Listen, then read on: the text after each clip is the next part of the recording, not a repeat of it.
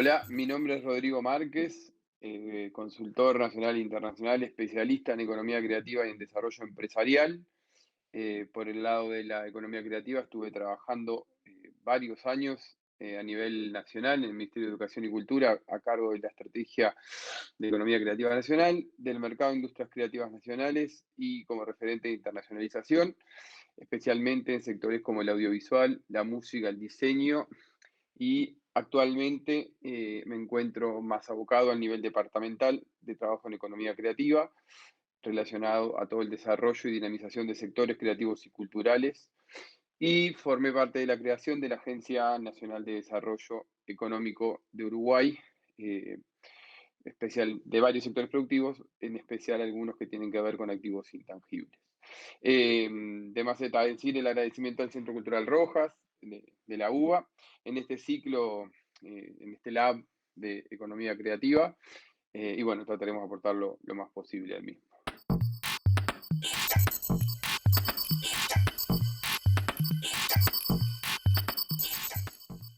Bueno, en Uruguay, el contexto favorable en términos políticos y de priorización quizás no esté tan acompañado o relacionado a la inversión asociada.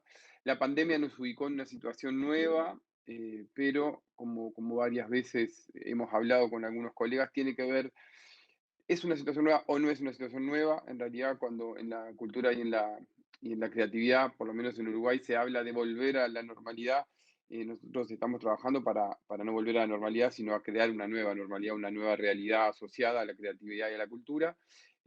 La apuesta nacional y departamental existe en términos discursivos, quizás no tanto en términos de instrumentos o de políticas específicas de dinamización de la economía creativa y cultural. Todavía existe un gap entre los instrumentos de desarrollo de cualquier sector productivo y los que se aplican efectivamente al sector creativo y cultural, más cuando hablamos de desarrollo económico productivo, de islamización o de economía creativa, porque todavía los instrumentos de trabajo o las políticas o lo que se piensa que se puede hacer para fomentar lo creativo y lo cultural está muy enfocado en el fomento y en lo artístico, con inversiones que tampoco son significativas y muchas veces el problema de no crear un sistema de desarrollo o un sistema de dispositivos o de herramientas para toda la cadena de valor se ve en cuanto y tanto fomentamos muchas veces o enfatizamos muchas veces, por lo que sea, por contexto político de priorización, algunos eslabones, como pueden ser la creación, como puede ser la producción, pero nos quedamos cortos en el resto de la cadena productiva. Entonces, creo que esa visión integral es la que desde la economía creativa o las industrias creativas se debe aportar para poder poner de punta a punta una estrategia y un instrumental de dispositivos, un portafolio de dispositivos que en este contexto desfavorable de pandemia, que no voy a profundizar porque todos lo conocemos, nos genera una nueva visión y una nueva perspectiva de lo que el desarrollo creativo y cultural aporta al desarrollo creativo, al desarrollo nacional. Creo que en ese momento estamos hoy por hoy.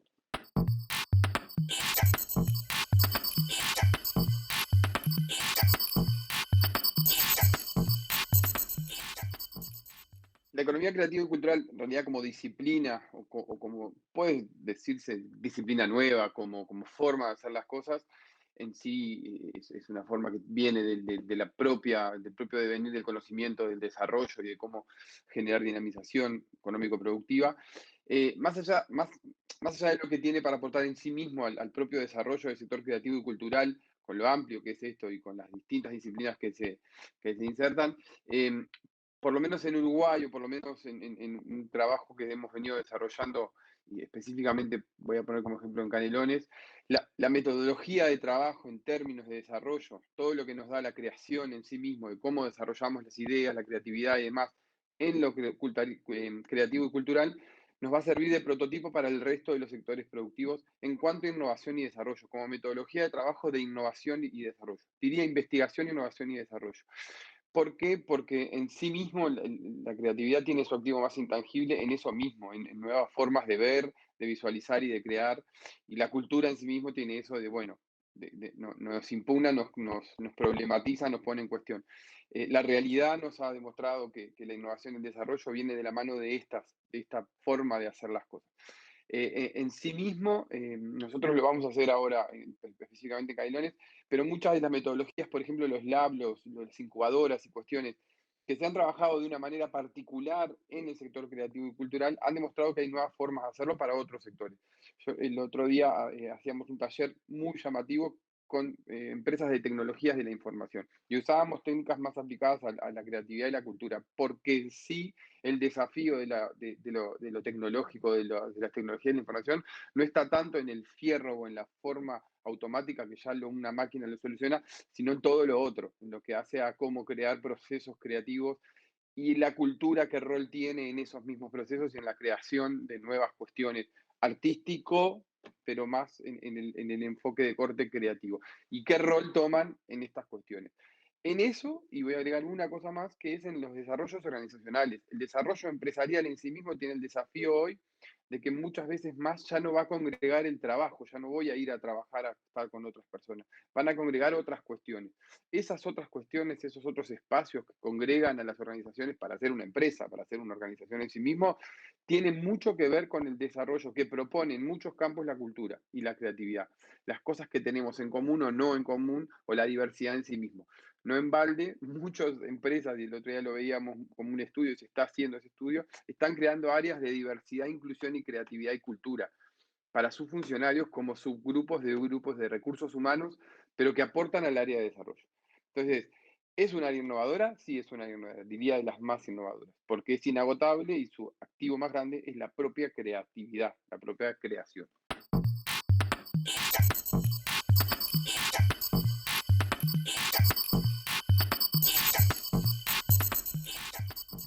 Yo creo que los proyectos más innovadores que tienen que ver con el futuro, con la Agenda 2030, son esos proyectos en donde la cultura, la creatividad y todo lo relacionado se pone en dinamización con otros sectores productivos, creativos, culturales y de desarrollo.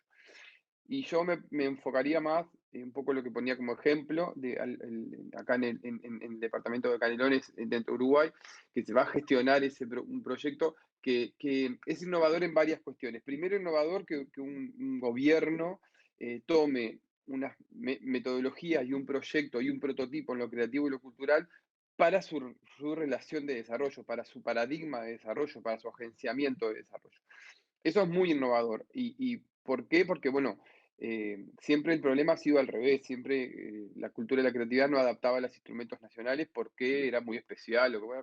Yo concibo que todos los sectores productivos y culturales son especiales, o todos creen que son especiales, o todos piensan que tienen un diferencial, de hecho lo tienen. Pero este proyecto que hablo tiene que ver un poco con la generación de entramados, que parece algo como muy desde lo social o desde lo sociológico, pero de la generación concreta de entramados, de ese sistema nervioso que se pone en cuestión a partir de, y bueno, y el a partir de es lo novedoso de este proyecto, que es a partir de la innovación y del desarrollo de ideas y de la innovación y desarrollo de bienes públicos locales, departamentales, con transposición nacional.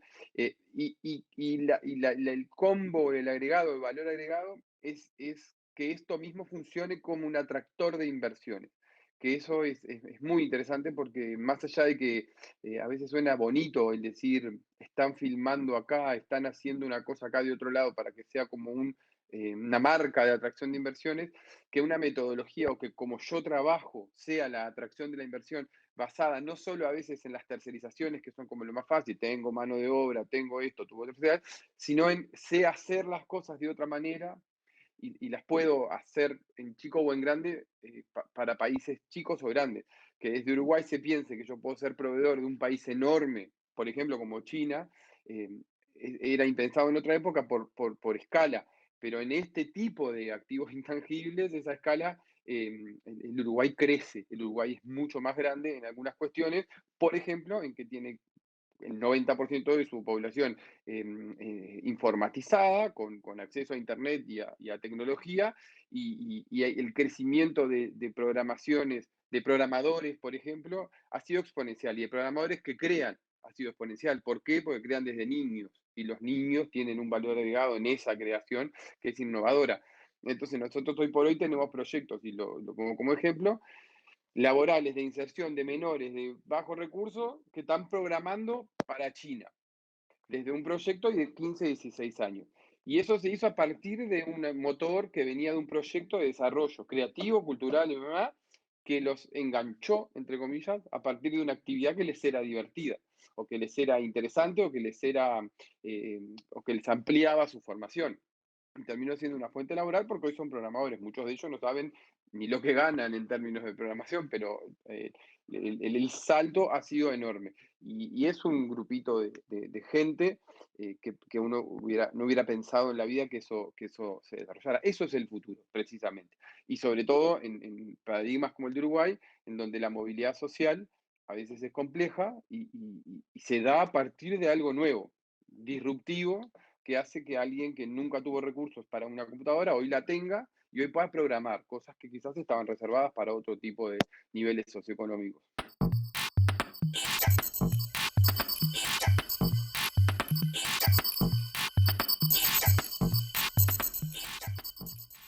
Yo creo que, no sé si es por cuestiones de lo que me ha tocado vivir últimamente, es como una frase regastada, para mí es regastada, en el sentido de que la pandemia ha desnudado. Yo creo que la pandemia ha desnudado muchas cuestiones que no se tenían previstas. Creo que nadie puede vivir pensando y previendo pandemias, porque en realidad sería horrible y no es rentable para ningún país pensar que tiene que tener un sistema adaptado a una pandemia por año o por semestre. Eso es ilógico. Es como que yo siempre esté pensando que se me va a romper en mi casa, no sé, lavarropa y cosas demás, y no se puede pensar de esa manera. Eh, pero sí, lo que creo yo soy como mucho más positivo con la pandemia y la pospandemia, en cuanto y tanto soy mucho más positivo con las crisis en general. Y creo que a veces los movimientos externos nos obligan a muchos movimientos internos. Y acá estoy hablando de la humanidad y la pandemia. La pandemia externa, la humanidad como en sí mismo y sus cuestiones. El rol de la cultura y la creatividad, yo creo que no salió con un saldo tan positivo como otros, quizás, que tiene que ver con que, bueno, la cultura y la creatividad siguió siendo como un entretenimiento y durante mucho tiempo, por lo menos en Uruguay y en otras partes del mundo, fue gratuito. Siguió valorándose de manera hasta inocente la creatividad y la cultura y lo que aportaban y lo que y que nos entretuvieron y sin ver las cuestiones como más estructurales que se hicieron mucho más evidentes, no a la vista del público, sino en el back office de la propia cultura de la creatividad. La cultura de la creatividad va a salir súper herida de esta pandemia. La cultura de la creatividad va a salir con todas sus falencias potenciadas, sin lugar a duda. Va a salir con un modelo nuevo, sí, obligado también. Eh, yo espero que salga con una priorización un poquito más concreta, que la priorización de las políticas o la concientización del sector sea algo mucho más concreto. En Uruguay, se pone como ejemplo, es un ejemplo bastante complejo, pero el audiovisual se priorizó en Uruguay y parecía que se había repriorizado hace muchos años y no. Recién ahora nos dimos cuenta que empezamos a computar en PBI porque estamos teniendo una grosería de producciones audiovisuales en Uruguay a partir de las plataformas, de las grandes plataformas que aterrizaron acá por el contexto global, y nos empezamos a dar cuenta que hay que subir la inversión de golpe. Lo claro es que si yo triplico la inversión como se ha hecho en algunos mecanismos de cash rebate, por ejemplo, en el audiovisual, y lo hago ahora que estamos en pleno momento de venta, no tiene el resultado que hubiera tenido si lo hubiera hecho antes, cuando yo tenía que promover que eso pasara. Ahora lo que estoy atendiendo es la contingencia. Todo lo que es posibilidad de crecimiento previo lo perdí. No lo tengo, eso lo he explicado y me he peleado mucho acá. Yo ya lo perdí, yo ya no invertí antes. Las inversiones tienen un retorno que es posterior, nunca es en el momento ni inmediato. Entonces salí a atacar lo que me pusieron y me plantaron en la cara. Entonces, la cultura y la creatividad sigue teniendo que demostrar antes que se apueste por esa, y se apueste en términos de inversión por ese desarrollo. Sí creo que hay un avance hecho, sí creo que los sectores creativos y cultural tienen que ser mucho más agresivos en sus planteos y agresivos en sus reclamos. Agresivos en términos de que no nos tiene que costar manifestar y poner a la vista el valor que tiene lo que se produce en términos creativos y culturales y lo que se necesita para que una inversión tenga ese nivel de rentabilidad. ¿Rentabilidad en qué? Que estuvimos encerrados 1 año y medio viendo contenidos de todo tipo gratuitos, y nos salvó la cabeza en muchos sentidos, y eso no se rentabilizó. Porque el otro día lo ponía como un ejemplo, quizás es un ejemplo demasiado traído de los pelos, pero quizás no, pero a mí me gustaría en algún punto, y se lo dije a médicos, pensar en términos de salud mental qué hubiera pasado con una pandemia si no hubiéramos tenido plataformas de audiovisual y un montón de cuestiones en términos culturales y creativos a disposición. ¿Qué hubiera pasado si hubiéramos estado encerrados? Sin eso, ni pienso sin Internet, pero sin estas cuestiones o sin estas cuestiones innovadoras que nos dieron una salida en muchos momentos de nuestros propios hogares y de nuestro propio encierro. Ese costo, ese costo que lo puso el sector creativo y cultural sin ningún crecimiento de apoyo, ¿dónde está? No está, es oculto. Bueno, ¿de quién es la responsabilidad? Sí, de la sociedad en sí mismo que no lo reconoce y de la creatividad y la cultura que no lo rentabiliza en términos de información. Bueno, son esas cosas las que nos tiene que empezar a poner en cuenta de que si no tenemos una visión y una estrategia unificada común, como tienen otros sectores, por ejemplo en Uruguay el de la carne, eh, no vamos para ningún lado, en realidad. No vamos para ningún lado, vamos a tener inversiones relacionadas a cosas como lo del audiovisual. Que cuando baje la producción, yo quiero ver si esa inversión se sostiene realmente.